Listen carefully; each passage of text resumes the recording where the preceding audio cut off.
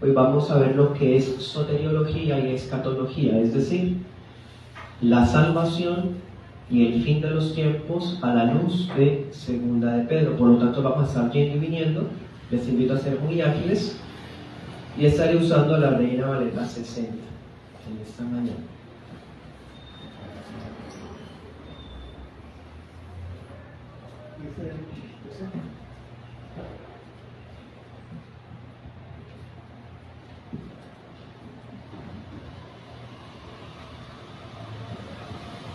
Leamos por lo pronto Segunda de Pedro 1,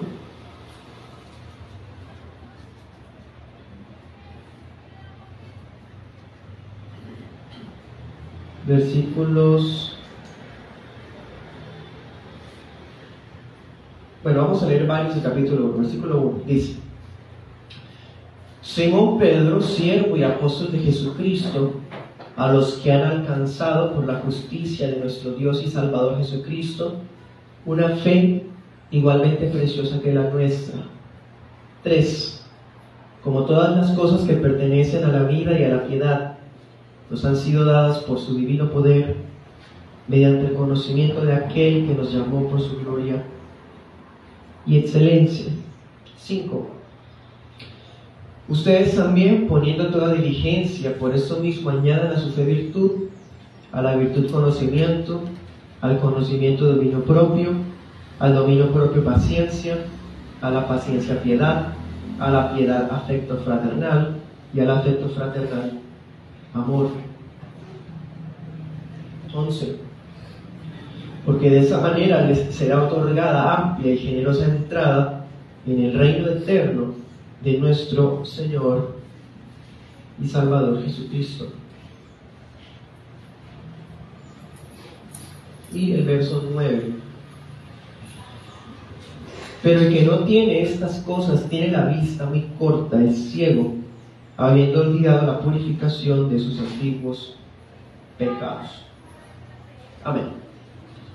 Son los textos que vamos a comenzar leyendo del capítulo 1. Ahorita vamos a leer del capítulo 2, del capítulo 3 también. Bien. La segunda carta de Pedro no es un tratado de soteriología. Es decir, Segunda de Pedro casi que no habla del tema de la salvación, y eso es muy, muy llamativo. Y tiene sentido porque hemos establecido que el propósito central de Pedro es la escatología, la que vamos a hablar hoy. Y tocamos de cierta manera ya la semana pasada. Entonces, no toca temas concernientes a la redención del hombre, pero no significa que no hayan enseñanzas que uno puede extraer implícitamente acerca de esta temática, porque siendo las escrituras inspiradas por Dios para la salvación de las almas, desde luego que deben extraerse enseñanzas sobre salvación en una carta que no está centrada en ese tema. ¿Sí? Empezando con este detalle que es muy importante. Cristo se menciona como Salvador 5 veces en toda esta carta. Y es interesante porque, aunque la palabra salvación solo aparece una vez, ahorita la vamos a mirar, no se centra tanto en explicar lo que esa doctrina significa, sino que se centra en hablar quién es la persona que garantiza esa salvación, ¿sí? Y por eso nos muestra a Cristo como Salvador vez tras vez. Y, hermano, es muy, muy poderosa esta verdad, porque ya establecimos que Segunda de Pedro es una carta cristocéntrica. Es una carta que evidencia la importancia fundamental para el alma acerca de la deidad y el señorío de Cristo. Por lo tanto, si entendemos la identidad de Jesús, entonces implicará que hay salvación en el alma. Por eso es quizás que el apóstol no hace tanto énfasis en esto, porque ya da a entender que los verdaderos cristianos ya conocían a este Señor y Salvador Jesucristo como Dios, como Redentor, como garante de todas las promesas. Entonces, aunque la soteriología, que es la doctrina de la salvación, así se le dice en teología, no es el tema central de esta carta, hay otro tema, otra rama de la teología que sí es central para esta carta, es la escatología. La escatología es lo que tiene que ver con el fin de los tiempos, pero se incluyen más temas. Eso ya lo estudiamos en Primera de Pedro hace poco, Pero hoy que estamos estudiando esta segunda, vamos a darnos cuenta que la escatología es un aspecto doctrinal que funciona como una columna vertebral para toda esta segunda carta. De hecho, todo el discurso de la segunda carta se sustenta sobre la base y el entendimiento de la escatología. Entonces vamos a estudiar, hermanos, esta mañana en estos dos puntos. El primer punto, vamos a mirar lo que Pedro enseña implícitamente sobre la condición humana y su forma de redimirse. En un segundo punto vamos a mirar, ahí sí ya específicamente, la doctrina del fin, la escatología. Y terminaremos con algunas conclusiones como acostumbramos. Bueno, comencemos entonces. Primer punto, sobre la condición del hombre y su redención. Bien. ¿Cómo es el ser humano sin Cristo? ¿Qué nos muestra el apóstol Pedro? Ahora leamos pasajes diversos. Leamos 2:14.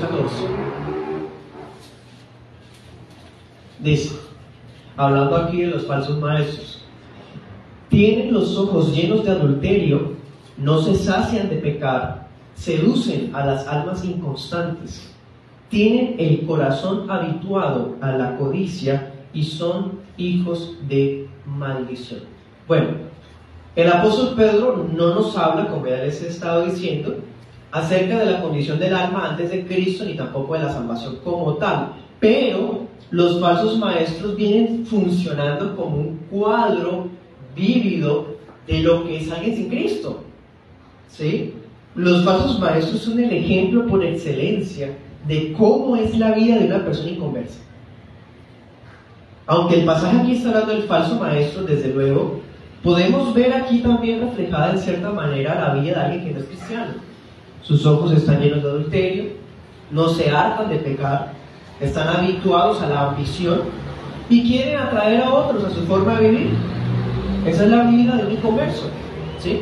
Por supuesto, el falso maestro, que se caracterizó porque de cierta manera fue iluminado por la palabra, pero que despreció esa palabra, pues es una persona aún más astuta y estratega, ¿no?, en cuanto a atraer a otros al pecado. Pero igual las gentes del mundo también se ufanan de ello. Les encanta atraer a otros a su forma de vivir corrupta, inmoral. No se conforman con irse al infierno solos. Les encanta llevar consigo más ciegos. Bien, a decir verdad, entonces, para el apóstol Pedro, todo aquel que no ha nacido de nuevo está muerto en sus pecados, en armonía con todo lo que hemos estudiado hasta este punto. ¿Sí? Veamos 2:3. Dice: por avaricia harán mercadería de ustedes con palabras fingidas. Sobre los tales, ya de largo tiempo la condenación no se tarda y su perdición no se duerme. Entonces, otra vez está hablando de los falsos maestros, efectivamente, pero si estamos viendo en ellos un cierto ejemplo de cómo es la vida de un inconverso, también estamos viendo que todo aquel que no es creyente, que su alma no va a recibir a Cristo como Salvador, entonces, ¿qué estamos viendo? Que la vida de todo inconverso tiene una perdición encima de sí mismo, que está a punto de aplastarlo. O como diría Jonathan Edwards, va como en una cuerda floja y en cualquier momento va a caer a un abismo que es el infierno. ¿Sí? Entonces los inconversos son muertos en vida y su perdición se cumplirá cuando se efectúe o se dicte la sentencia final en su contra. ¿Qué dice el pasaje? La condenación de esa persona ya ha sido decretada, no se duerme, ¿sí? Eso es lo que en teología se le conoce como la reprobación.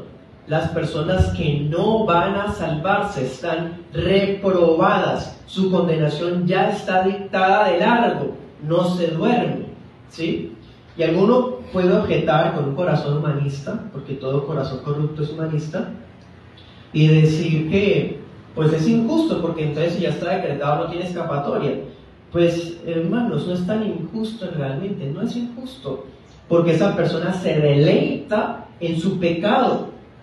Voluntariamente se hunde en esa vida y simplemente no le da la gana arrepentirse y quiere, por el contrario, disfrutar y atraer a otros a sus disfrutes. Ese es el cuadro de un inconverso. Y es lo que el apóstol Pedro nos está mostrando acá implícitamente. Pues bien, hermanos, sepan que ustedes y yo teníamos esa manera de vivir también. Quizás y seguramente no éramos de esos reprobados, pero vivíamos igual que ellos, con pecados de índole sexual, con pecados de índole de codicia. Esos éramos ustedes y yo. Pero ¿qué pasó con nosotros? ¿Qué diferencia hay?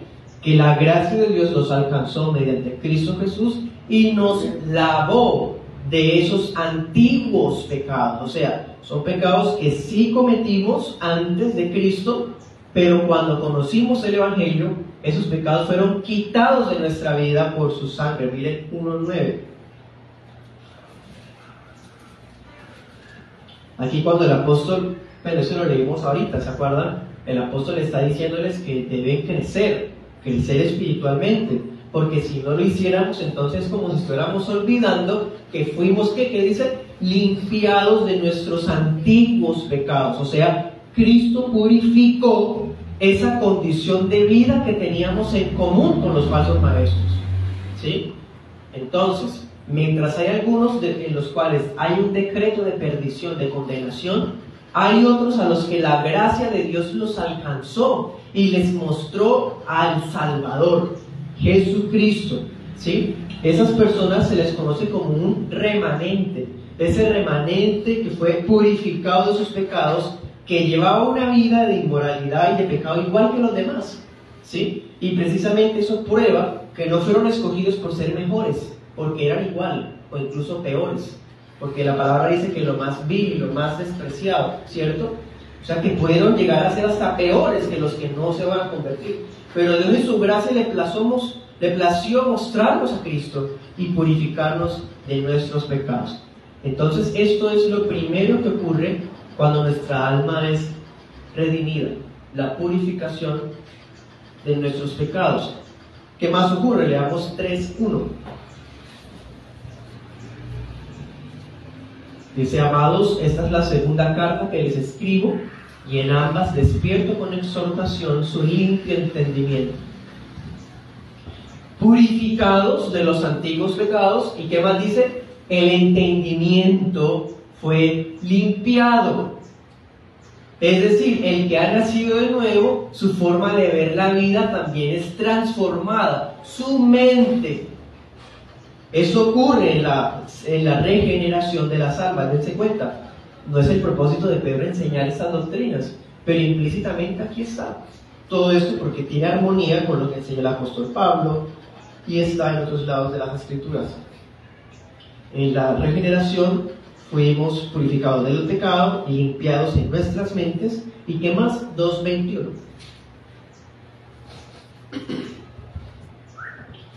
Aquí cuando habla de los apóstatas dice: mejor les hubiera sido no haber conocido el camino de justicia, que después de haberlo conocido volverse atrás del santo mandamiento que les fue dado. Entonces aquí está diciendo que el falso maestro conoció la palabra y básicamente volvió a su vida antigua, es lo que está diciendo. Pero si traemos este pasaje a la vida de aquel que no se vuelve atrás, ¿cómo sería? Bueno, pues que conocemos el camino de la justicia, lo conocemos a través de ¿qué? Del santo mandamiento que nos fue dado, ¿sí? Dense cuenta, entonces, el que ha nacido de nuevo no solamente es purificado en corazón y limpiado en la mente, sino que también es encaminado por un camino de justicia. Esto lo hace el Señor. Y dense cuenta que siempre es por gracia, porque primero somos encaminados porque se nos dio a conocer al Salvador.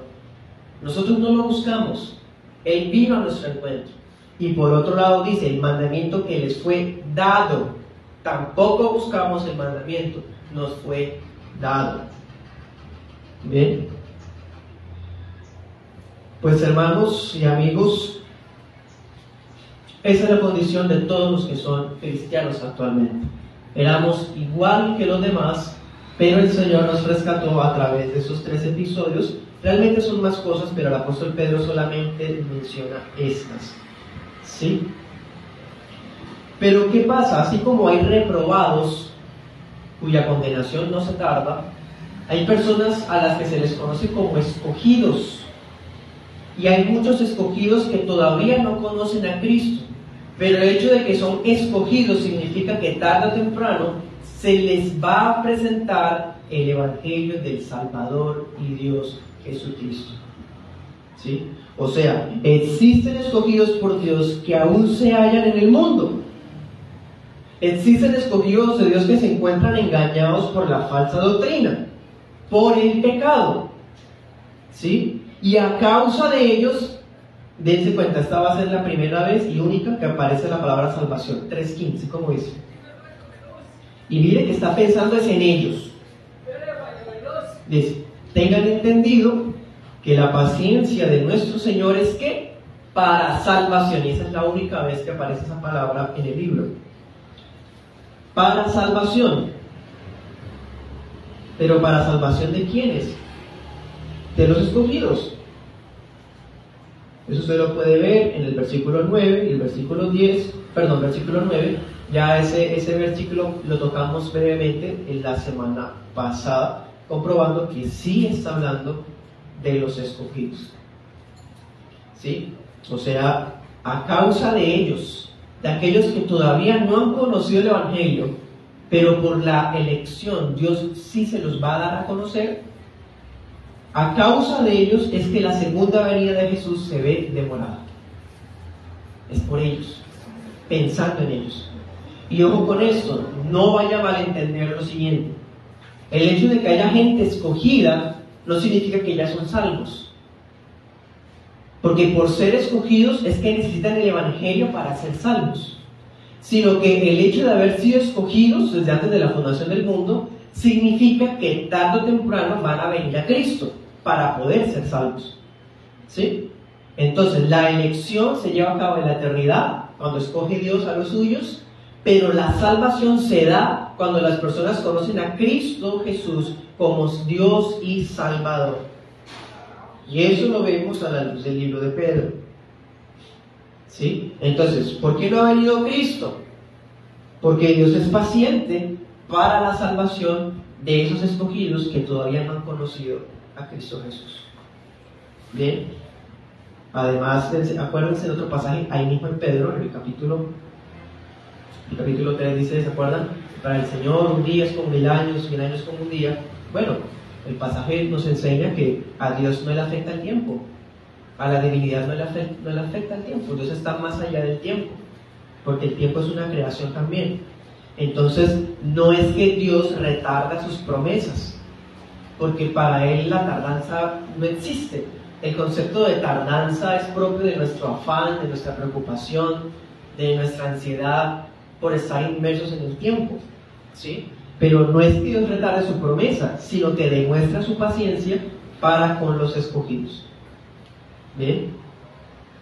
Eso estaba en el versículo que les indiqué, el 8 y 9. Oh amados, no ignoren esto, para con el Señor un día es como 1000 años, 1000 años como un día. El Señor no retarda su promesa, según algunos le tienen por tardanza.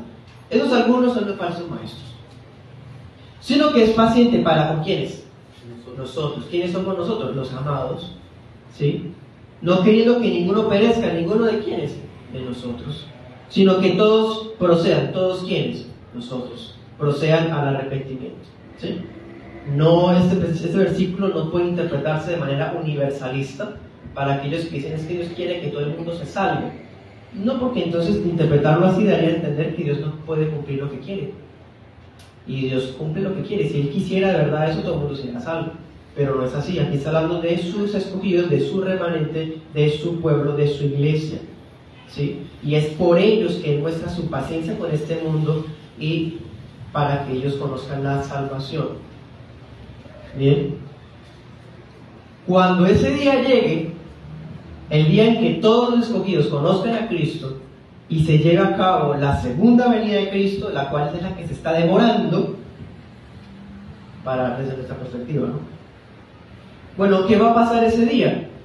El mundo que conocemos será desechado con todo y sus obras y pasiones. Lo que aprendíamos hoy a través de nuestro hermano Alberto, todas las obras de la civilización, de la cultura, impregnadas por el pecado, llenas del poder humano, de los logros humanos, van a ser consumidas a ceniza, van a desaparecer. Este mundo que conocemos no será más. ¿Cuándo? Cuando Cristo regrese. ¿Sí? Entonces, ya que todo va a ser desechado, todo va a ser destruido, entonces es menester, es necesario, es urgente que los escogidos, los salvos, los creyentes, ¿qué? Anden en santidad y en piedad. 3:11. Dice: puesto que todas estas cosas han de ser desechas, ¿cómo no deben ustedes andar en santa y piadosa manera de vivir? Claro. La segunda venida de Cristo me recuerda que todas mis obras, mis diplomas, mis bienes comprados, mis tierras, éxitos, hasta hijos, todo lo que usted quiera en esta vida, todo va a ser envuelto en fuego. Va a desaparecer. ¿Qué sentido tiene entonces volvernos a la vida de los hijos de Caín, ocupados en nuestros trabajos, negocios y asuntos carnales, mientras que las almas se pierden? Las almas que sí son inmortales. Bien, entonces los peregrinos, no se nos olvide que somos peregrinos. El apóstol insiste, ustedes son peregrinos, y ya que todo esto va a ser deshecho, anden en santidad y en piedad. El soltero puede decir: es que yo quiero una esposa, me falta una esposa para poder andar en santidad. Alguien puede pensar: me falta tal cosa para poder andar en piedad. Alguien puede decir: me falta dinero para poder invertir más para crecer en piedad. No, mire 1:3, ya lo leímos ahorita. ¿Qué decía 1:3? Hermano y hermana, todo lo que usted necesita para que usted crezca en la piedad, Dios ya se lo dio. Usted ya lo tiene. Ya lo tiene. Ya lo tiene. Ya nos ha sido provisto del cielo todo lo que necesitamos para crecer en piedad, para crecer en santidad. Las Escrituras, la iluminación del Espíritu Santo, haber conocido a nuestro Dios y Salvador Jesucristo. Eso es más que suficiente para vivir conforme a Dios le agrada. No necesitamos experiencias místicas, conocimientos supernaturales, bienes extravagantes, irnos de peregrinación o retiro a tierras santas, determinado tipo de relación con personas que sean famosas. No, lo que necesitamos para nuestro crecimiento espiritual ya nos fue dado en Cristo Jesús. Al contrario, entonces, ya que debemos usar lo que se nos ha dado por gracia, entonces vamos a añadirle, no añadirle la doctrina, no añadirle al legado apostólico. ¿Qué es lo que vamos a añadir? Versículos del 5 al 7. Bueno, el Espíritu Santo que nos dio la fe. ¿Qué nos ha sido dado? La fe. Y a esa fe, como se acuerdan la parábola de los mayordomos que la metieron al banco sus talentos, la parábola de los talentos, y el que recibió 5 entregó luego 10. ¿Se acuerdan esa parábola? Bueno, aquí nos está diciendo: usted, si es hijo o hija de Dios, recibió de Dios la fe. Así que a esa fe, ¿qué? Añádale virtud, conocimiento, templanza, paciencia, piedad, afecto fraternal y amor. En pocas palabras, aunque ya nos ha sido dado todo lo necesario para nuestra salvación, no podemos quedarnos conformes y perezosos y negligentes. Por el contrario, tenemos que trabajar, porque nos dieron un don, pero a ese don tenemos que añadirle 7 virtudes, y eso nos va a llevar toda la vida, hermanos. Una vida de perseverancia, de santificación, para añadirle a la fe que nos dio el Señor estas cosas. Bien. Pues bien, eso es lo que enseña Segunda de Pedro sobre la condición humana y sobre la redención. Eso es lo que enseña, hermanos. Muy hermoso, porque ya que su propósito es alertar a la iglesia que estaba expatriada y dispersa en las naciones, ¿no?, y siendo perseguida también, pudiese conservar la fe que habían recibido, la doctrina que habían recibido contra los falsos maestros. Una persona que parezca oír a los falsos maestros, una persona que sencillamente llega a conclusiones que la iglesia histórica nunca tuvo, que está mostrando que está inflado, diría el apóstol Pablo. Está inflado, se está mostrando que su alma realmente está de ya de largo destinada para la perdición. En cambio, nosotros, ¿qué debemos hacer? Trabajar la fe que nos ha sido dada para producir estos frutos, ¿cierto? Sabemos que estos frutos, por ejemplo, es del amor. Gálatas dice que el amor es un componente del fruto del Espíritu Santo. Significa entonces que el amor no proviene de nosotros. Entonces, ¿por qué Pedro nos dice que añadamos amor? Porque, hermanos, hay dos cosas: nuestra responsabilidad por esforzarnos con diligencia, pero cuando hemos logrado estas virtudes, ¿qué vamos a reconocer? Que no fuimos nosotros sino el Espíritu Santo. Pero los dos estamos a la vez. Yo estoy esforzándome siendo diligente, pero cuando ya he logrado, me di cuenta que no fui yo mis fuerzas, sino fue el Espíritu Santo, ¿sí? Y entonces ahí vemos cómo es importante armonizar nuestra responsabilidad con lo que hace Dios por nosotros.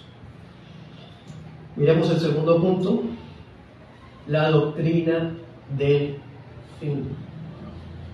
Bueno, ese tema, como ya les he dicho, es central.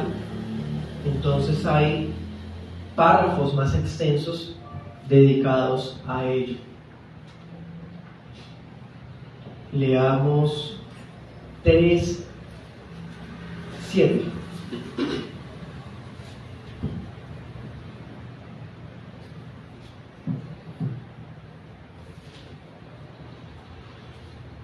Pero los cielos y la tierra que existen ahora están reservados por la misma palabra que los creó, guardados para el fuego en el día del juicio y de la perdición de los hombres impíos.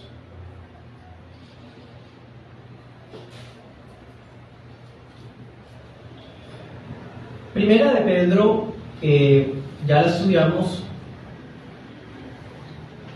Vimos que la escatología también era central, y el apóstol Pedro la usó para motivar a la iglesia, para cultivar en el corazón de los hermanos que estaban sufriendo hostilidad del mundo, persecuciones del imperio, burlas de los vecinos, pérdida de los bienes, tenían que desplazarse a tierras desconocidas.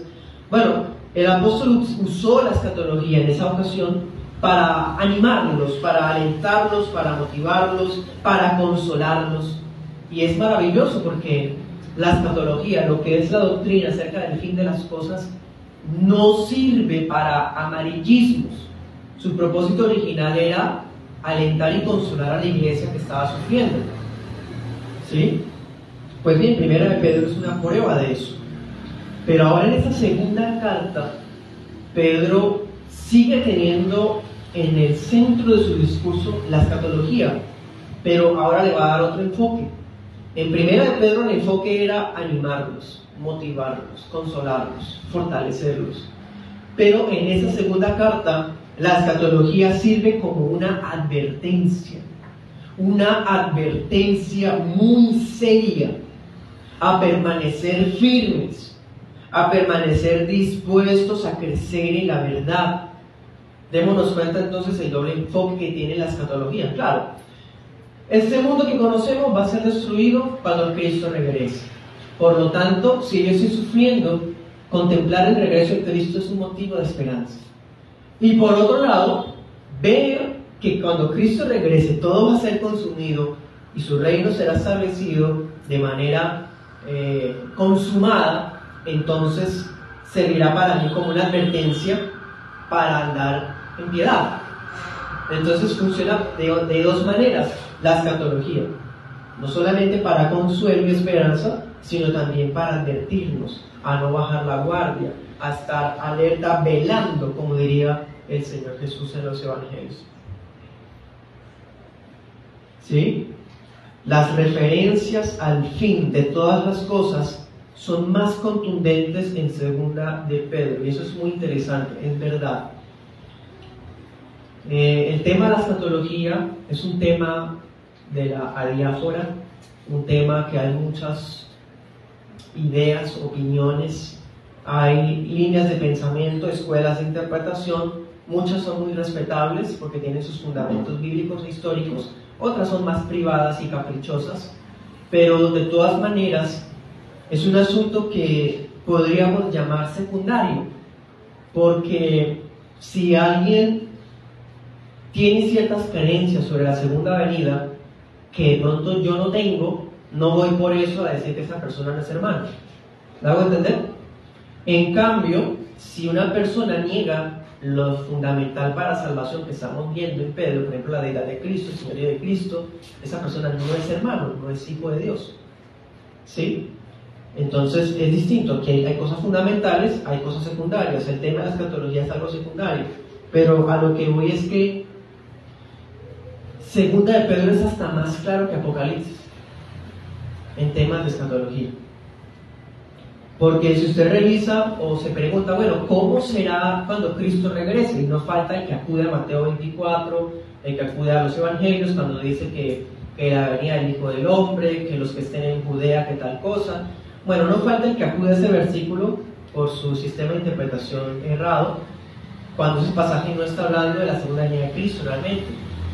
¿Sí? Ese tema también ya lo estudiamos cuando estudiamos Marcos en 5 años. Pero Pedro sí nos muestra cómo va a ser. Pedro es el más escueto, el más contundente. Y es más, él nos dibuja, casi que nos muestra un video de cómo, en una expresión, ¿no? Como un video de cómo será ese regreso de Cristo. Pedro nos habla hasta de cómo se escuchará, cómo se verá, cómo se sentirá. Mejor dicho, Pedro es muy claro en este tema, en la segunda carta. Y esas imágenes que nos ilustran no son para infundir un miedo morboso o un miedo depresivo. Por el contrario, si hay una especie de temor al ver esas imágenes que nos dibuja Pedro, realmente son, como les estaba diciendo, para advertirnos seriamente acerca de lo que viene. ¿Sí? Es más, Pedro usa la escatología como una advertencia solemne contra los falsos maestros, los apóstatas y los que estaban siendo seducidos por ellos. Otra de las cosas más interesantes de segunda de Pedro es que Pedro es la carta, el libro del Nuevo Testamento que más se parece a los profetas, en el sentido de que él retoma el lenguaje que usaban los profetas del Antiguo Testamento cuando decían el día del Señor tal cosa. Pedro habla en ese mismo sentido. Pedro retoma la idea de los profetas y habla del día del Señor. Y cuando habla del día del Señor, él está hablando del día del juicio final universal. ¿Sí? Ahorita leíamos. Los cielos y la tierra, el universo está reservado por la palabra de Dios para el fuego en el día del juicio. ¿Sí? Dense cuenta, Pedro nos habla del día final y está conectando todos los elementos en uno solo. El día del Señor es el día del juicio, el día del fuego, donde todas las cosas son desechadas, el día cuando Cristo regresa. No hay recortes. No hay periodos como diciendo primero tal cosa, después de 7 años tal cosa, después de 3 años y medio tal cosa. La Biblia no hace eso. Segunda de Pedro no hace eso. Por el contrario, nos está diciendo en el versículo 7: La palabra de Dios sostiene el universo con el único propósito de reservarlo y guardarlo para el fuego en el día del juicio y de la perdición de los hombres. En otras palabras, ese mismo día, el día del juicio, todo va a ser destruido con fuego y los impíos van a perderse. Ahorita que leíamos, la perdición es que la sentencia de condenación, o sea, el juicio final. Quiere decir que la segunda venida de Cristo se va a llevar a cabo estas dos cosas, la destrucción de todas las cosas y a la vez el juicio. No hay etapas o que esto va primero acá y esto va por allá. No, Él está juntando todo.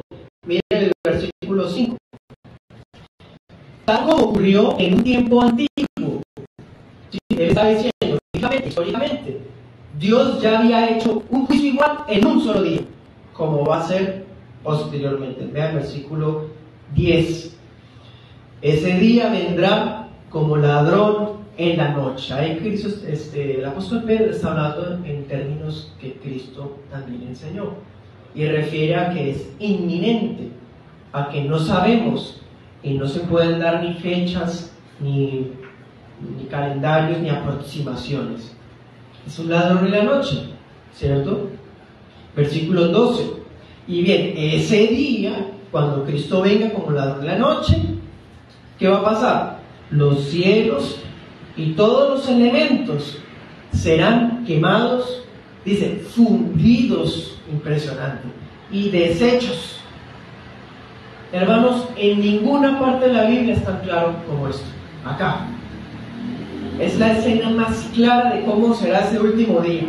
Y me acuerdo del profeta Amós, cuando Amós decía: ustedes que andan pidiendo que venga el día del Señor, ¿piensan que el día del Señor será día de gozo? No, será día de oscuridad, de tinieblas. Aquí el apóstol Pedro está diciendo: el día del Señor todo será fundido. ¿Qué significa que será fundido? Bueno, que será cubierto por un fuego tan intenso que todas las edificaciones, las construcciones, los vehículos, la vida terrenal, toda la humanidad, todo será consumido con fuego, hermano, hasta derretirse el acero más duro. Claro, porque la creación va a ser destruida en ese sentido, es decir, renovada. Sí, el fuego consumirá todas las cosas para luego en ellas mismas establecer una nueva creación. Pero no quiere decir que Dios va a crear otra creación. Él va a fundir esta con fuego para purificarla y así recuperarla, como estaba en los tiempos de Adán, y de hecho mejor. Ahorita miraremos por qué será mejor. Veámoslo ya. Versículo 13. 3:13. Bueno, leámoslo desde el 12, que ahorita hace referencia a él. Dice: esperando y apresurándonos para la venida del día de Dios, en el cual los cielos encendiéndose serán deshechos y los elementos siendo quemados se fundirán. Pero nosotros esperamos, según sus promesas, cielos nuevos y tierra nueva, en los cuales mora la justicia. Bueno, los cielos nuevos y tierra nueva serán establecidos en este mismo universo que está siendo reservado por la palabra. Cuando sea fundida, va a ser purificada con ese fuego, para aquí establecer entonces estos cielos y nueva tierra. ¿Sí? ¿Por qué serán mejores? ¿Qué dice acá? Porque en ellos morará la justicia. En esos días, hermanos, estaba en una red social y casualmente viendo videos así, me salieron los videos de hurtos, asaltos, cosas injustas, hasta videos de policías capturando a homicidas con órdenes de captura y todo.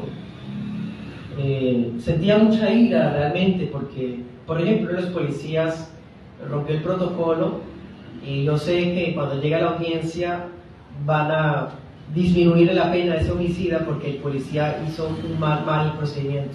Entonces me sentí ira porque la justicia en este mundo no funciona y hay personas que merecen morir realmente, porque el que mata a la imagen de Dios, a hombre que lleva la imagen de Dios, debe morir. ¿sí?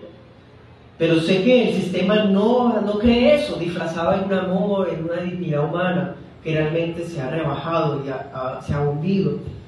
Bueno, eso que les digo es una opinión netamente personal, hermanos, y para compartirles esto que estaba viendo ese día. Y bueno, eso me generó un sentimiento de ira, realmente, de ira, como de deseo, como de Juan y Jacobo, que descendiera fuego y destruyera a esos impíos. Pero me acordaba de esto. Casualmente también iba a estudiar esto. Va a ser así siempre. Aquí no mora la justicia. La única manera para que este mundo se establezca la verdadera justicia es que sea destruido, sea fundido. Todavía no es. No puedo pretender que así sea, hermano, y usted tampoco. Cuando ya este mundo sea renovado, ahí sí morará la justicia. No habrá lugar para ese sentimiento de injusticia, de miseria.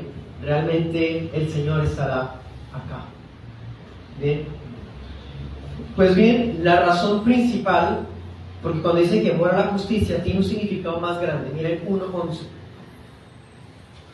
Ya lo leímos. Nosotros los peregrinos, ¿qué? Recibiremos una excelsa bienvenida. ¿A dónde? Al reino eterno de nuestro Señor y Salvador Jesucristo. Dense cuenta, Jesucristo es Señor, Salvador, Rey y posee eternidad, sí, posee deidad. Una y otra vez se identifican atributos divinos en Cristo. Y ese mundo renovado morará la justicia. ¿Qué significa? Que estará Cristo. Él es la justicia. Él es el que hará este mundo glorioso, mejor que en los días de Adán. El reino eterno de Jesucristo. Por eso este mundo debe ser fundido. Así que, hermanos, mientras tanto, la iglesia que se ve probada durante el peregrinaje que lleva acá, vamos a pasar tribulaciones, tentaciones. El apóstol también nos advierte que en los últimos tiempos estarán marcados, caracterizados por dos cosas principales. Primero, habrá una creciente hostilidad del mundo contra la iglesia. Eso ya lo estableció en Primera de Pedro. El mundo que nos detesta cada vez más será más violento contra el pueblo de Dios. Los hijos de la serpiente contra los simientes de la mujer, como siempre. Pero por otro lado, habrá un incremento de falsas doctrinas y de falsos maestros. Y el apóstol Pedro advierte de esto. Va a haber no solamente un crecimiento contra la iglesia de violencia, sino que también falsos maestros, apóstatas y herejes habrán, y cada vez más y más, y florecerán, y en fin. Al punto que uno mira cómo es el horizonte de las iglesias en tan solo un municipio de Girón, y uno se va a encontrar con inmoralidad, con mercantilismo, con falsas unciones, misticismos, herejías, chistes, anécdotas y ridiculeces en los púlpitos. Hermanos, falsas doctrinas una y otra vez estarán aflorando, y es una señal del fin de los tiempos. Pero le quiero aclarar algo.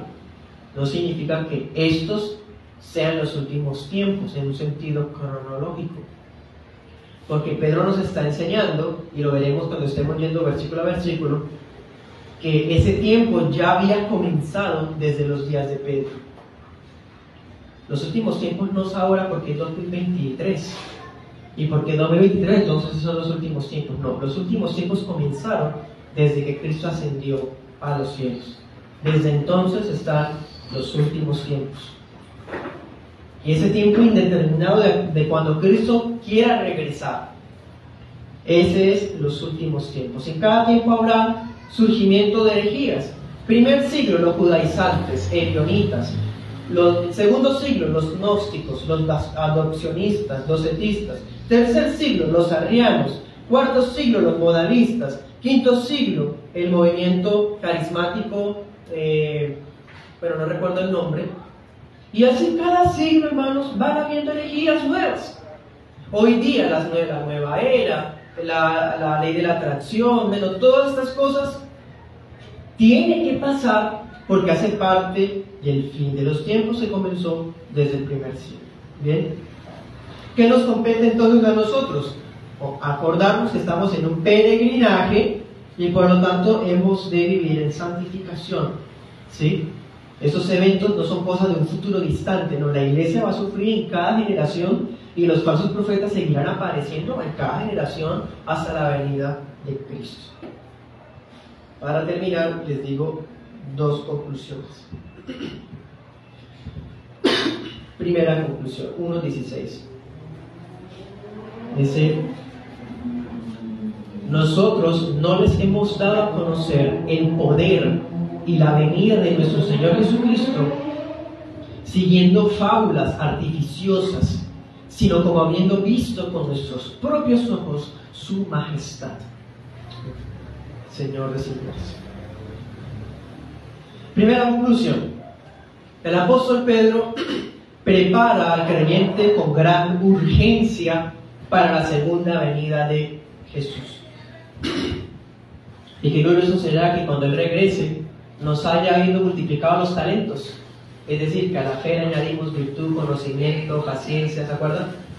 Esos son los verdaderos talentos, siendo un poco más específicos. Y conste que entre esos está el conocimiento, ¿no? Para una generación que no le gusta leer, no le gusta estudiar, por ser perezosos, negligentes, mejor dicho, quieren todo por revelación, prefieren ayunar en vez de estudiar. Qué triste. Aquí dice la palabra: añadan conocimiento, estudiando las escrituras, demanda estudiarlas, ¿sí? Y bueno, ese tema ya lo estudiamos los miércoles, hablando de los atributos de la Biblia, cómo debe interpretarse. En fin, la segunda carta de Pedro ofrece los datos más específicos de la manera en que se llevará a cabo la segunda venida de Cristo. Y la segunda venida de Cristo y el día del Señor o día de Dios es lo mismo, es lo mismo. Ese día se llevará a cabo el juicio final, la renovación de todas las cosas, establecimiento de cielos nuevos y tierra nueva. Y ojo, estamos hablando solo de segunda de Pedro. Si habláramos de los otros libros, pues ya tendríamos que hablar de temas como el arrebatamiento, el juicio del trono blanco, ¿cierto? Pero solo en segunda de Pedro están esas tres cosas que pienso que son más que suficientes para demostrar que es un solo evento. ¿Bien? Y definitivamente el regreso de Jesús será con gran poder. Aquella majestad que contemplaron los tres apóstoles en secreto, todo el mundo la verá. Verá esa majestad divina, ese poder omnipotente, esa gloria inefable, la verán. Y es tanta esa gloria que con ese resplandor de la venida el mundo se fundirá. Imagínense, Cristo es Dios. Segunda conclusión: los que fueron escogidos tendrán parte segura en el reino de Cristo. ¿Qué decía el apóstol en el 1:11? Tendremos amplia y generosa bienvenida. O sea, sí o sí los peregrinos son salvos. Y ojo, por ser salvos van a crecer en piedad, van a crecer en santidad y van a trabajar en la fe para añadir las virtudes, ¿cierto? Bueno, los escogidos tienen parte segura en el reino de Cristo.